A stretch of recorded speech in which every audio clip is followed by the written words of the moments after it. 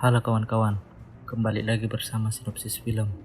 Kali ini saya akan melanjutkan alur cerita All of Us Are Dead episode 10 sampai episode 12. Untuk episode sebelumnya, linknya sudah ada di deskripsi, silakan dinonton juga ya. Johnson dan kawan-kawan sudah hampir diselamatkan oleh helikopter tentara. Namun begitu Sunmu mengetahui ada zombie yang penampakannya tetap seperti manusia biasa.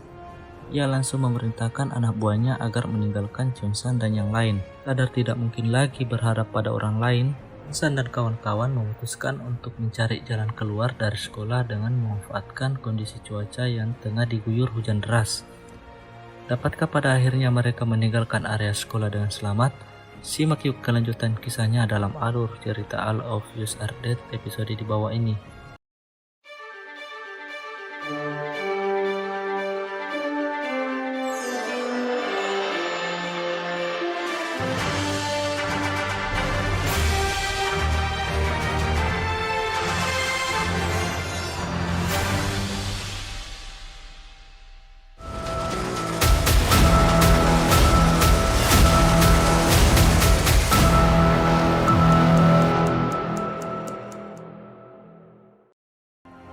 Daesu yang tidak mengenali ibu Johnson langsung menyerangnya. Hal itu membuat Johnson emosi dan balik menghajar Daesu. Keributan tersebut membuat zombie-zombie di sekitar mulai berdatangan. Dengan berat hati, Johnson kemudian mau ikut dengan Onjo dan Suhyuk untuk meninggalkan ibunya dan melanjutkan pelarian mereka. Hyeorun tiba-tiba terpeleset. Jimin sempat berniat menolongnya, namun ada zombie mendekat, ia memilih untuk kabur. Untungnya Wujin kemudian datang, disusul oleh Hari dan teman-temannya. Setelah menolong Hyeorun, mereka bergabung dengan kelompok Johnson di auditorium. Di luar dugaan, ada banyak zombie di sana. Tidak mau membebani Mijin, Junsu menjatuhkan diri dari tandu dan menghadang para zombie agar Mijin dan yang lain bisa kabur. Sementara Minjae terpisah dan berlari meninggalkan auditorium. Kelompok Johnson dan Hari yang tersisa bersembunyi di gudang auditorium. Daesu lantas menghampiri Johnson dan meminta maaf karena tadi sudah menyerang ibunya. Johnson yang masih shock hanya terdiam. Jimin yang terpisah dari rombongan pasca meninggalkan Hyeorun akhirnya digigit oleh seorang zombie. Ia terinfeksi namun terlihat memiliki penampakan yang sedikit berbeda dari zombie-zombie yang lain. Dengan penyebaran infeksi yang makin meluas, pemerintah berencana untuk memperluas area darurat militer. Sunmu menanggapi dengan meminta Sunwon memperkuat penjagaan di titik-titik blokade. Kepala parpol menemui Yoonhee dan memintanya untuk mengundurkan diri. Ia berdalih dengan informasi rahasia yang diperoleh dari NIS. Angka itu adalah untuk kebaikan Yoonhee. Kepala parpol berjanji akan melindungi karir politik Yoonhee hingga semuanya selesai. Yoonhee kemudian sadar bahwa pemerintah berniat untuk mengabaikan kota Hyosan. Hari berganti, Onjo menguatkan Johnson dan memintanya agar jangan pernah menyerah. Johnson mengiyakan dan meminta Onjo melakukan hal yang sama. Sementara itu, Wujin menanyakan apakah Hari berhasil lolos masuk ke timnas panahan. Melihat Hari kebingungan menjawabnya, Mijin yang menjawab, menyatakan bahwa Hari diterima di timnas. Wujin gembira mendengarnya. Tiba-tiba Daesu menghampiri Hari dan menyatakan cintanya. Bukannya senang, Hari justru mengomelinya. Di tengah-tengah keributan, Suhyuk mendapat ide untuk menggunakan perlengkapan di sana sebagai tameng dan pelindung tubuh. Junghyun dan Mijin berselisih paham mengenai cara implementasinya. Agar tidak berlarut-larut, Namra menengani dan memintanya semuanya melakukan voting. Hasil penelitian militer memastikan bahwa orang yang sudah terinfeksi auto menjadi mayat hidup. Dengan demikian, satu-satunya cara untuk menghentikan penyebaran adalah dengan membunuh semua yang terinfeksi. Sunwon kemudian melaporkan bahwa kelompok zombie yang sudah berhasil menembus barikade dan kini bergerak menuju kota Yeongdon. Sunmu segera memerintahkan Sunwon untuk mengirim tentara ke sana dan mengevakuasi warga sipil yang ada. Ia juga memintanya untuk mempertemukan dengan NIS. Johnson menemukan sebatang coklat yang sudah expired. Namun demikian, mereka memutuskan untuk berbagi dan memakannya. Apes bagi Junyoung. Daesu mengira ia urutan terakhir dan menghabiskan coklat tersebut. Junyoung pun terpaksa gigit jari. Beberapa saat kemudian, setelah bersiap-siap dan mengatur strategi, Cheon-san dan kawan-kawan bersama-sama meninggalkan gudang. Bahu-membahu mereka bersama bertahan sembari mendorong barikade pelindung ke arah pintu keluar auditorium. Ketika menyelamatkan Mi-jin yang hendak digigit zombie, tangan Jo-young justru tergigit. Sadar tidak ada pilihan lain, Jeon-young memutuskan untuk melompat keluar dari barikade dan mengorbankan dirinya demi membantu teman-temannya meninggalkan tempat tersebut. Mi-jin shock melihatnya, apalagi setelah Jeon-young menjadi zombie dan ikut berusaha menyerang mereka. Agen NIS mempresentasikan simulasi keadaan apabila ada satu zombie saja yang keluar dari kota Hyosan. Secara mengejutkan, hanya butuh waktu seminggu baginya untuk menginfeksi kota-kota di sekitar Hyosan hingga ujung-ujungnya mencapai Seoul. Beberapa waktu kemudian, saat mengamati Yoonji, Seunmu kaget melihat Yoonji mampu untuk melepaskan dirinya dari ikatan. Yoonji juga tampak tenang menyatakan bahwa ia lapar. Seungmu pun merespon dan meminta Sungwon untuk mulai mempersiapkan strategi mengebom kota Hyosan. Sungwon mencoba mengingatkan Seungmu agar warga sipil yang belum terinfeksi dan masih menunggu diselamatkan. Seungmu dengan tegas membalas bahwa yang lebih utama adalah menyelamatkan warga yang lebih banyak jumlahnya ketimbang yang tersisa di Hyosan. Sojo akhirnya tiba di area sekolah. Belum apa-apa, ia sudah dihadang oleh beberapa orang zombie. Untunglah ia masih bisa bertahan. Sementara itu, Cheon-san dan kawan-kawan berhasil tiba di pintu belakang auditorium. Tak disangka, pintu tersebut ternyata digembok dari luar. Usaha Onjo untuk mendobrak pintu justru memancing zombie-zombie berdatangan. Salah satunya Guinam. Pintu tersebut tiba-tiba terbuka. Onjo kaget begitu melihat yang berada di balik pintu adalah ayahnya. Guinam tiba di ruang klub panahan dan mendapati Min-jae di sana. Tidak menemukan Cheon-san yang ia cari, Guinam sebenarnya sudah hendak meninggalkan Min-jae begitu saja. Namun begitu mencium bau Cheon-san di baju Min-jin, Guinam pun menggigitnya. Onjo memeluk ayahnya sembari menangis melepaskan kerinduannya. Setelah semuanya keluar, Soju mengajak mereka menuju area konstruksi lewat lapangan tenis agar selanjutnya bisa meninggalkan sekolah. Mereka nyaris terjebak di sana jika tidak diselamatkan oleh Soju. Soju ternyata sudah terinfeksi oleh zombie. Ia sengaja mengorbankan dirinya agar Onjo yang lain bisa selamat. Tak lama mereka tiba di area konstruksi. Begitu masuk ke dalam, Namra langsung merasakan ada bahaya di depan. Instingnya tepat. Tempat tersebut dipenuhi oleh zombie. Ia segera memerintahkan teman-temannya untuk naik ke lantai atas dan bersembunyi di sisi luar bangunan. Sembari menunggu para zombie pergi, Cheon-san berusaha untuk menenangkan Onjo yang masih shock. Dalam keadaan sekarat, Min-jae berusaha untuk membunuh Guinam. Sayangnya usahanya sia-sia. Namun demikian, Guinam sudah sempat mendapat informasi darinya mengenai keberadaan Cheon-san. Hari memberitahu Onjo bahwa ayahnya sudah menyelamatkan mereka semua. Ia menjamin tidak ada seorang pun dari mereka yang akan melupakan perbuatan ayah Onjo. Dengan demikian, ayah Onjo pasti akan masuk ke surga. Kepada Cheon-san, Onjo kemudian mengatakan bahwa ia tidak ingin ada lagi dari mereka yang mengorbankan dirinya untuk menyelamatkan yang lain. Guinam tiba di auditorium. Setelah keluar dari pintu belakang, dengan santai ia berjalan menuju area konstruksi. Pihak militer mengetahui bahwa zombie sensitif terhadap suara. Mereka berencana untuk memanfaatkan suara untuk memancing para zombie ke tempat lokasi berbeda dengan selanjutnya mengebom tempat tersebut. 4 lokasi yang dimaksud adalah Hyosan Intersection, Kompleks Olahraga, SMA Hyosan, dan Hyosan Future Cholex.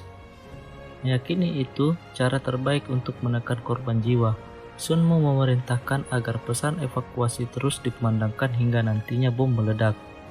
Rasa lapar mengakibatkan Namra mendapat dorongan untuk memakan Sohyok yang duduk di sampingnya. Tidak ingin itu terjadi, Namra sengaja menggigit tangannya sendiri. Mengetahui hal itu, Suhyuk mempersilahkan agar lain kali Namra menggigitnya saja. Tak lama Hari dan Mijin yang usai berkeliling mencari jalan keluar kembali mendengar tidak ada alternatif akses yang aman. Johnson mengusulkan agar salah satu dari mereka naik ke rooftop dan berteriak di sana untuk memancing para zombie. Onjo menolak karena tidak ingin yang mengorbankan dirinya. Yang lain setuju dengannya. Namra kemudian mendengar dari kejauhan pengumuman evakuasi dan rencana peledakan SMA Hyosan. Ia pun menceritakannya pada yang lain yang merespon dengan kepanikan. Pihak militer meluncurkan ribuan drone yang mengeluarkan suara ke penjuru kota Hyosan.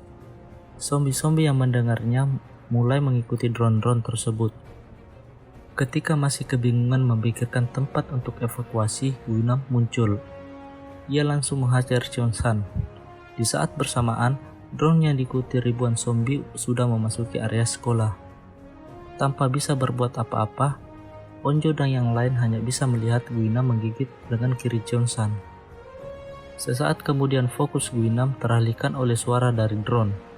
Cheon-san memanfaatkannya untuk mendorong Guinam hingga terjatuh. Onjo menghampiri Cheon-san. Sembari menggenggam budget nama Onjo, Cheon-san menyerahkan budget namanya pada Onjo. Setelah mencium dan memeluk Onjo, Cheon-san masuk ke dalam dan memancing zombie-zombie yang ada di sana untuk mengikutinya menuju rooftop. Sementara Suhyuk dan yang lain meninggalkan area konstruksi. Cheon-san yang sudah berhasil menaklukkan para zombie di sana dihadang oleh Guinam. Merasa sudah tidak ada beban, Cheon-san mati-matian berkelahi menghadapinya. Sayang kekuatan mereka berbeda. Guinam bahkan akhirnya bisa membalas melukai mata kiri Cheon-san. Satu persatu bom diledakkan sesuai target rencana.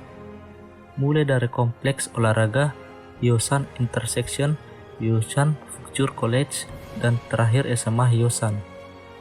Melihat ledakan tersebut, Cheon-san segera menggunakan tubuh Guinam sebagai perisai dan menjatuhkan diri ke lubang lift. Keduanya tampak terkena efek dari ledakan. Seongmu mendatangi Yunhee dan memberitahu bahwa ia telah mengebom kota Hyosan. Yunhee marah mendengarnya. Seonmu sebenarnya juga menyesal melakukan lantas meminta agar Yunhee menyampaikan permohonan maafnya pada penduduk kota Hyosan yang selamat. Ia kemudian membuat video pernyataan yang menyatakan bahwa keputusan pengeboman tersebut adalah murni berasal dari dirinya dan ia juga yang akan bertanggung jawab atas hal itu. Setelah menghubungi istrinya dan mengungkapkan rasa cintanya, Seonmu bunuh diri.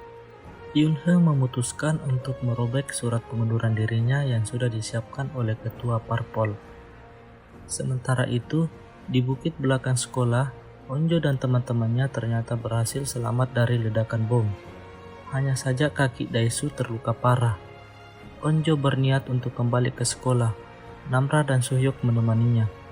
Tiba di konstruksi bangunan, Onjo meluapkan kesedihannya dengan menangis dan memanggil-manggil Cheon-san. Karena tidak mencium bau apa-apa, Namra mengajak Onjo untuk kembali ke bukit dan melanjutkan perjalanan mereka. Tentara militer menyusuri kota untuk mencari zombie serta penyintas yang tersisa. Mereka juga memberi tanda pada bangunan-bangunan yang sudah dipastikan aman dari zombie. Namra menyadari bahwa kemungkinan tentara mengabaikan mereka di rooftop karena tahu ada orang-orang seperti dirinya. Ia jadi mengkhawatirkan nasib teman-temannya jika ia terus bersama mereka. Onjo menyatakan bahwa apapun yang terjadi mereka akan tetap bersama. Sempat kehilangan arah di bukit. Pita penanda yang ditinggalkan Soju saat ia menuju ke sekolah ternyata membantu Onjo dan kawan-kawan menemukan jalan. Onjo pun menangis begitu mengetahui ayahnya yang melakukan hal itu. Beberapa saat kemudian mereka tiba di kota. Namra tiba-tiba terhenti dan merasakan sesuatu. Tak disangka ada sekelompok zombie tengah berlari menuju ke arah mereka. Mereka berburu-buru berlari untuk menyelamatkan dirinya. Namun dengan kondisi Daesu yang terluka, Suhyuk dan kawan-kawan memutuskan untuk menghadapi para zombie tersebut. Usaha mereka berhasil. Namun demikian, Wujing yang berusaha melindungi Hari menjadi korban. Setelah menyampaikan pesan-pesan terakhirnya pada hari, Wujin pun berubah. Namra terpaksa membunuhnya agar tidak ada orang lain yang menjadi korban. Ia lantas mengajak teman-temannya untuk melanjutkan perjalanan sebelum zombie lain berdatangan. Insiden barusan rupanya membuat hasrat dalam diri Namra untuk memakan teman-temannya meluap. Ia diam-diam menahannya dan menggigit tangannya sendiri dan membenturkan kepalanya ke tembok. Begitu menyadari Namra sudah tidak ada lagi di belakang mereka, Suhyok dan Onjo mencoba mencarinya. Keduanya lalu mendapati Namra sedang memakan seorang zombie. Namun ketakutan, Onjo mengajak Namra untuk kembali bersama mereka. Namra merespon dengan menyerang Onjo, berusaha untuk menggigitnya. Onjo terdiam dan mempersilahkan Namra melakukannya. Hal itu justru membuat Namra terhenti dan memilih untuk pergi meninggalkan mereka. Onjo, Suhyok, Daesu, Mijin, Hari, dan Hyurung akhirnya tiba di markas pengungsi. Onjo sempat bertemu dengan Yusin. Melihat teropon Soju, Yusin pun menyadari bahwa Soju sudah meninggal. Belakangan, ketika interogasi, Onjo dan kawan-kawan kompak menutup mulut karena kesal dengan sikap militer yang mengabaikan mereka di sekolah. 4 bulan berlalu. Epidemik di kota Hyosan resmi dinyatakan berakhir. Kondisi darurat militer juga sudah dicabut. Namun demikian, untuk berjaga-jaga, warga kota Hyosan masih akan dikarantina hingga beberapa waktu ke depan. Suatu malam, Onjo menyelinap keluar. Tujuannya adalah sebuah pohon yang dijadikan semacam tempat untuk mengenang teman-temannya yang hilang maupun tiada. Saat hendak kembali, Onjo melihat api menyala dari arah rooftop sekolah. Esok harinya, ia menceritakan hal tersebut pada Suhyok. Onjo teringat akan keinginan Namra untuk membuat api unggun di sana jika mereka bisa selamat dari invasi zombie.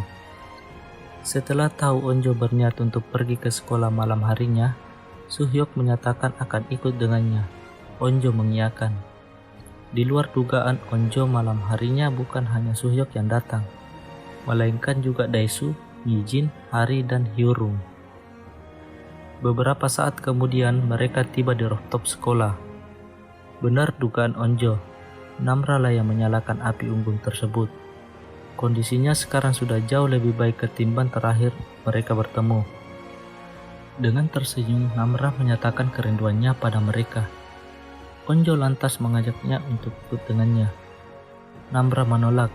Ia ternyata sudah tidak sendiri, melainkan bersama orang-orang yang memiliki kondisi sama seperti dirinya.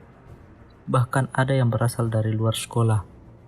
Namra memastikan bahwa mereka tetap akan berteman walaupun tidak bersama. Setelah berpamitan, Namra pergi meninggalkan mereka dengan cara melompat dari rooftop. Suhyok dan yang lain terbengong-bengong melihat aksinya.